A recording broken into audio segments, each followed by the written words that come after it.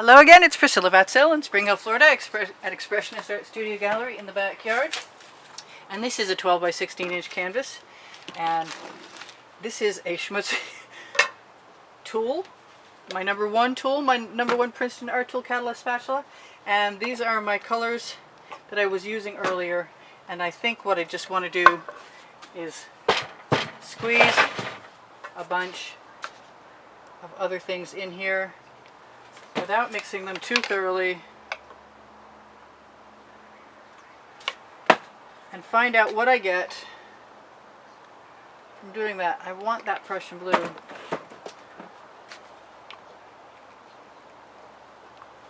Now, I think what I'm going to do is give myself a Prussian blue sky. That can go in the bucket. Here's a dry tool. I say that optimistically. I am going to have to cover these sides if I'm going to add any colors to my sky at all, because it doesn't carry the color down. But I do tend to think of this as the scapes. This is another scape. I do tend to think of this as something that more than likely will need a frame.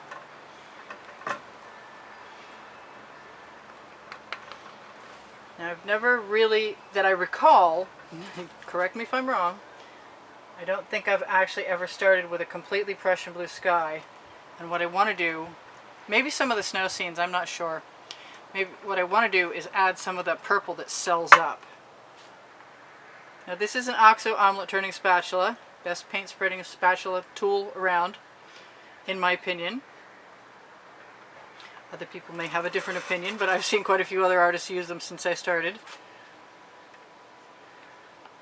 I would like to be able to have a nice heavy coat all the way to my edge, but I don't know that that'll stay once I start putting something else in here anyway. And I am going to just steal whatever paint I need, and the spatula works just beautifully for that. I do try and keep most of it, I do try and keep it as low to the canvas as I can. Now, whatever I want to do to this tomorrow, if this is step one, and it might be, I'll do after the canvas is dry. Alright, so my edges are pretty well covered. My top is pretty well covered. I don't know what's coming next, except for I would like to keep those, I would like to make sure that the parts that look like they are still covered by blue paint, covered by blue paint. Prussian blue paint. Alright, so here's my, is it my Anita's? I think that is my Anita's. And just because I can, same as my book on the Amazon link, on the link under the video, under show more, yes, that's just beautiful.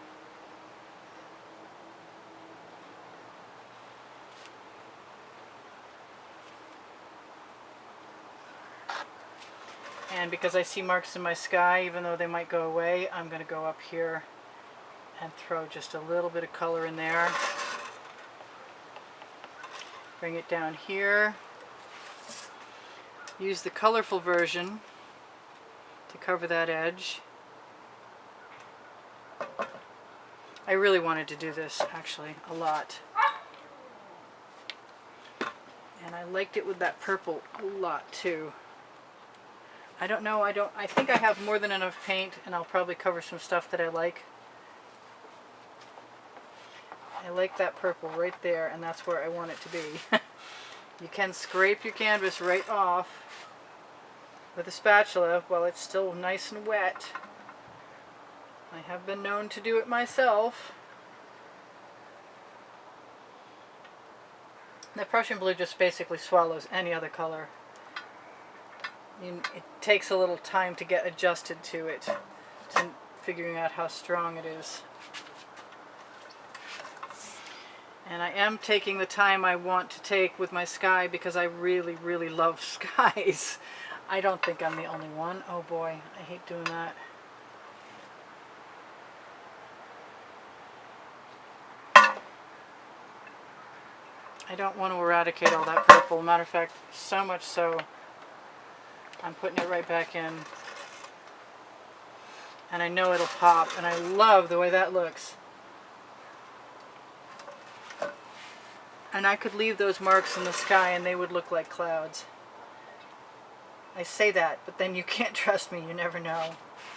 Alright. I basically don't want anything to go up into that sky anymore, but I have paint to use up, and I'm going to use it up, and I'm going to throw that spatula in the bucket. And if I need it, I'll pull it out.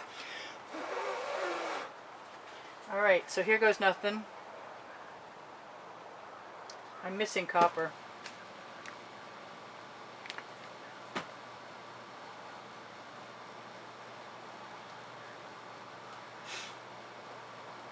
Feels like I'm missing white too, and black. Okay, so I don't want any more purple, but I do want some black, and it's not in, there it is. That'll work. That's Anita's. That's a lot more paint than I need, but it's what there is, so I'm going to use it. I'm going to get some of my stuff out of my way. I have very little paint left from today, and I'm happy about that. I have an edge catcher right here. Let's move that paint even further out of my way. Let's drag that around for a second. Not much, because it doesn't really matter.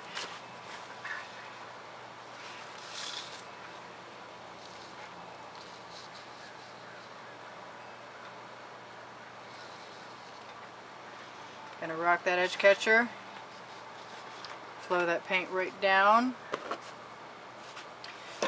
The colors I'm using for the ground are very much like a stone I used to use when I was doing jewelry design, and that's called picture Jasper. If you ever get a chance to look it up, it's very natural looking landscapes, completely naturally occurring.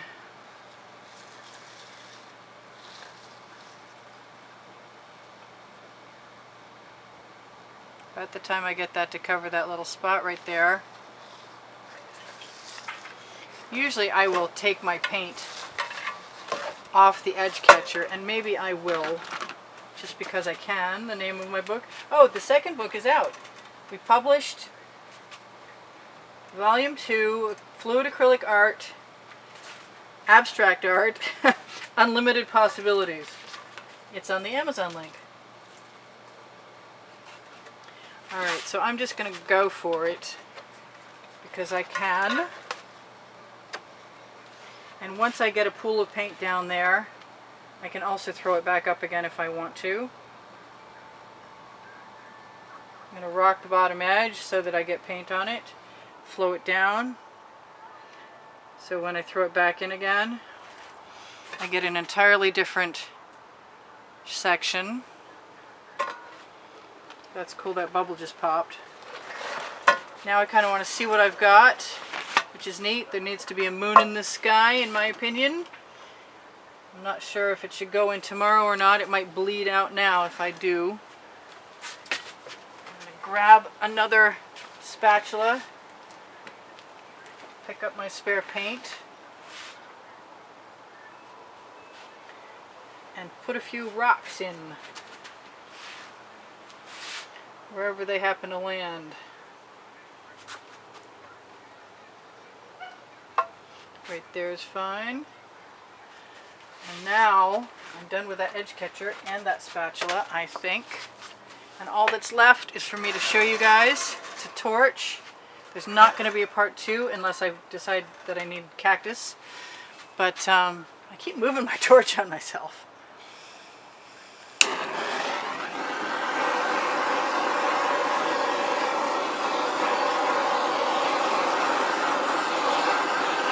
Don't put any silicone in my paint mixtures, but I do use GAC 800 by Golden to make sure that if I leave it heavy, like it is right now, that I won't have to worry about, yes it is smoky because it's getting cold out here. Let's make sure I'm completely covered, and I have paint I can pick up off my tile if I need it right now while it's still damp, and that's pretty good. I should probably do my sky. I see there's a little, what do I want to say? A little spatula edge.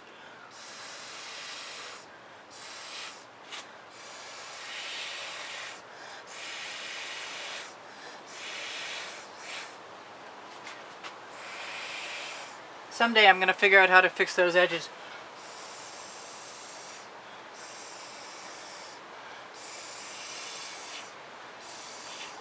Hopefully that did not ruin anything. The little cells look like the sun is, like the moon is coming out. I think that I am going to just use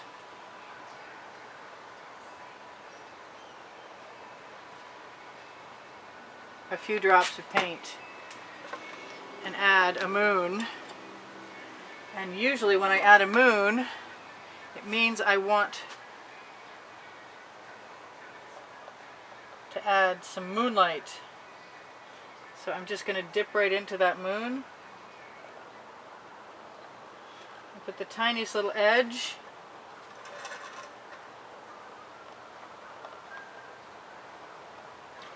Drag my skewer through it a little bit so it's not too overly uniform, because moonlight wouldn't be bouncing off an uneven surface.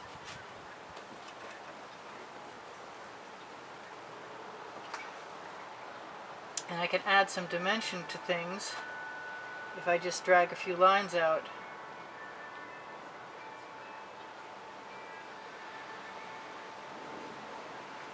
It's not too intense, but it does what it's supposed to. It draws the eye down.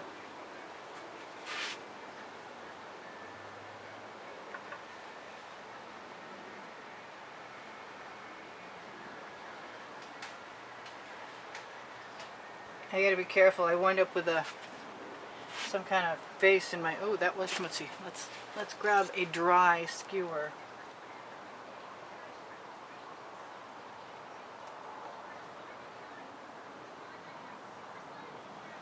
I don't mind a few dark sort of variations on the moon face, because then it always looks like a more natural moon to me. I'm going to grab another straw because I don't know where that last one's gone.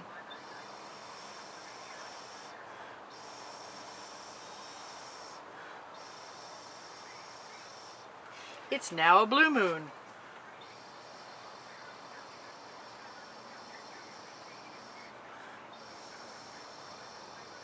Which is actually really and truly very cool.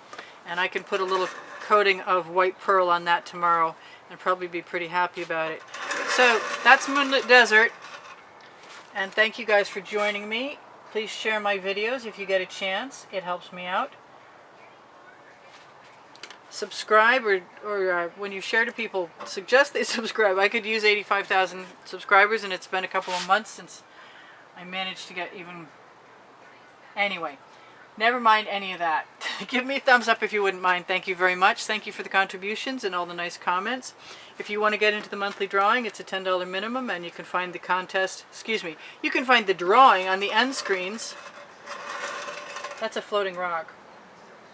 I need that rock to be up there. I just saw that too. So I love you guys. There's almost 85,000 of you. But not quite, but maybe by now. That would be cool. I have Facebook groups, Expressionist Art Studio Gallery Appreciation Group, Expressionist Art Studio Gallery Fans and Collectors. The first one is for students, the second one is for collectors. I have the paint pouring recipe underneath the video. Also under the video, the clothing line is mine, and I have wonderful leggings if you're willing to chase them down. And all over print t-shirts. You can find me on Instagram. I post most of my new work there. When I'm working a few paintings a day, they go on there over the next course of the couple days. Tripping over my tongue here. Instagram, Twitter, and Pinterest, I said that. And if you're looking for a class in Spring Hill, Florida, I'm your girl. My email address is under the video. I do sell my artwork. You can get in touch with me through that email address for either one of those things, for a class or for purchase of a painting. Expressionist Art Studio Gallery, Expressionist Art Studio Totes and More will take you via Shop Now button to my pixels.com and Fine Art America. If you're interested in seeing what I've been doing since 2013, even if you're not shopping, it's still a fun visit.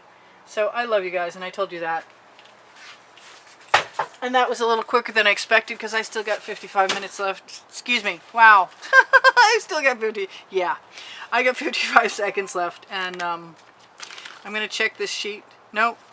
I can't remember anything else. You'll find it in another video. I appreciate you guys very much for being here. Thank you for coming, and check the community board on my channel by clicking my channel name or my face, and it will show you what tomorrow's video is most of the time, unless I somehow forgot or misscheduled it for a PM instead of an AM. They usually start at 6:30 AM in the morning. I love you guys. I'll see you soon. Bye for now. Can I zoom in? I don't think I better had. I'm going to look at my edges and call it good.